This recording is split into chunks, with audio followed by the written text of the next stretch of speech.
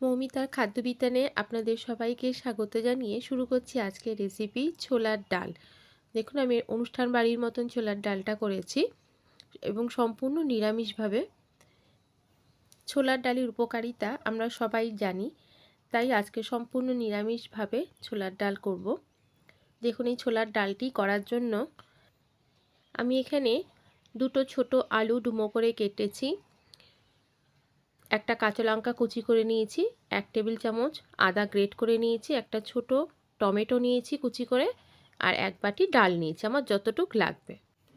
ফোড়নের জন্য নিয়েছি দুটো তেজপাতা, একটা গোটা শুকনো লঙ্কা, এখানে হাফ চামচ নিয়েছি গোটা জিরে, 1 চামচ মৌরি, আর পরিমাণ মতন সামান্য একটু গোটা গরম মশলা।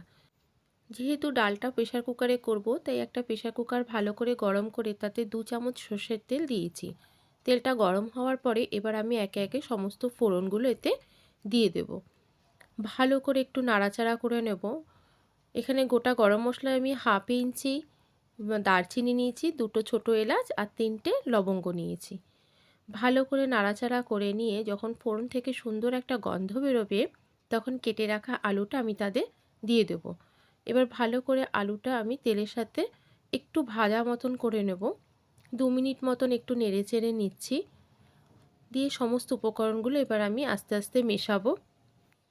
এবার আমি আদার বাটাটা এখানে দিয়েছি, আমি গ্রেট করে রেখেছিলাম আদা, লঙ্কা দিয়েছি, আর দেব কেটে রাখা টমেটোটা। ভালো করে একটু মিশিয়ে নেব। দেখুন ভালো করে মিশিয়ে নিচ্ছি। ছোলার ডাল খেতে ছোট বড় সবাই খুব ভালোবাসে, তাই আজকে একটু ভিন্ন স্বাদে ছোলার ডাল রান্না করব। এবার আমি এতে কিছু মশলা মেশাবো। আমি এখানে 1 চামচ ধনে আর জিরে একসঙ্গে করে রেখে সেটা 1 চামচ দিয়েছি। হাফ চামচ লঙ্কার গুঁড়ো, খুব বেশি ঝাল করব না।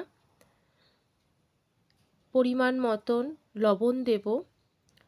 হাফ চামচ হলুদ গুঁড়ো দিয়েছি, একদমই হাফ চামচ, যেহেতু ডাল এটা হলুদের পরিমাণ বেশি হয়ে যাবে।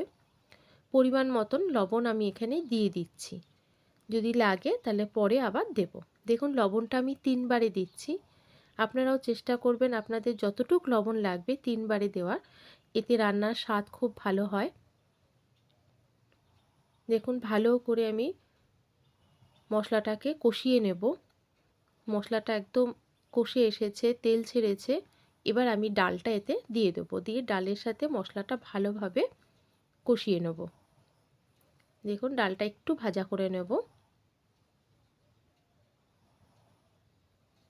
আমার এটা 5 মিনিট মতন সময় লেগেছে ডালটা ভাজতে।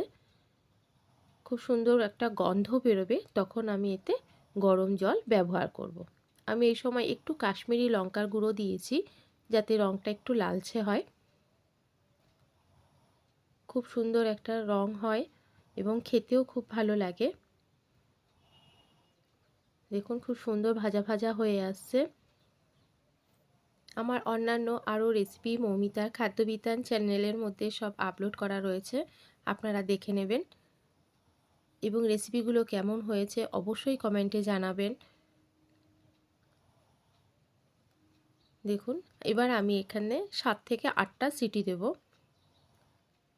যেহেতু পুরো ডালটা আমি প্রেশার কুকারে করছি, তাই এই কড়াইতে এটাকে ঢালবো না। দেখুন 8টা সিটি দেওয়ার পর আমি 5 মিনিটের জন্য প্রেশার কুকারটা রেখে দিয়েছিলাম। দেখুন ডালটা আমার 80% সেদ্ধ হয়ে গেছে, আর একটু বাকি আছে, সেটা আমি আরেকটু জল দিয়ে তারপরে বসাবো, কারণ আমার এতে আরেকটু জলের পরিমাণ লাগবে। এবার আমি পরিমাণ মতন একটু জল দিয়েছি। অবশ্যই গরম জল ব্যবহার করবেন আপনারা, কারণ ডালে ঠান্ডা জল ব্যবহার করলে ডাল একবার হয়ে গেলে ডালটা এরকম শক্তই থেকে যাবে। তাই ডালে গরম জল ব্যবহার করলে তাতে স্বাদ গন্ধ দুটোই অক্ষুণ্ণ থাকে। দেখুন এবার আমি ভালো করে নাড়িয়ে আরেকবার ঢেকে দেব। দিয়ে আমি এখানে 3 থেকে 4টে সিটি দিয়েছি। দিয়ে 5 মিনিট আমি রেখে দিয়েছিলাম। যখন নিজের থেকে ঠান্ডা হয়ে গেছে প্রেশার কুকার, তখন আমি এটা খুলেছি। দেখুন আমার ডালটা সম্পূর্ণ সেদ্ধ হয়ে গেছে এবং তৈরিও হয়ে গেছে, খুব সুন্দর সেদ্ধ হয়েছে। আমি এটা আরেকটু বাড়িয়ে নেব। আপনারা চাইলে ডালটাকে এরকমও রাখতে পারেন। আমি ডালটা আরেকটু বাড়াবো, কারণ আমার লোক সংখ্যা হিসাবে আমাকে ডালটা আরেকটু বাড়িয়ে নিতে হবে।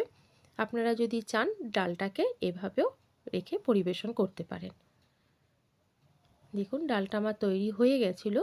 আমি ডালে একটু ঝোল দিয়েছি, ডালের পরিমাণটা বাড়িয়েছি, তাই আমি এতে জল দেওয়ার পরে সামান্য একটু লবণ দিয়েছি। আর আপনারা চাইলে এখানে যদি কেউ চিনির ব্যবহার করতে চান তাহলে করতে পারেন। দেখুন ডালটা আমার ফুটে গেছে। এবার আমি সবার শেষে নামানোর আগে 1 চামচ ঘি আর ভেজে রাখা ভাজা মশলাটা গুঁড়ো করা ছিল, আমি সেখানে বড় চামচের 1 চামচ ভাজা মশলা দেব। আমি ভাজা মশলায় কি কি উপকরণ আছে ব্যবহার করি সেগুলো সবই আমি ভিডিওতে দিয়েছি, আপনারা একটু দেখে নেবেন। দেখুন আমার ডালটা পরিবেশন করার জন্য একদম তৈরি হয়ে গেছে। খুব সুন্দর একটা গন্ধ বেরোচ্ছে, আপনারা করলেই বুঝতে পারবেন। তো আমার রেসিপিটা কেমন লাগলো অবশ্যই কমেন্টে জানাবেন। চ্যানেলটি সাবস্ক্রাইব করে রাখবেন আরও অন্যান্য নতুন রেসিপি পাওয়ার জন্য। এতক্ষণ সম্পূর্ণ ভিডিও দেখার জন্য, আমার সাথে থাকার জন্য অসংখ্য ধন্যবাদ।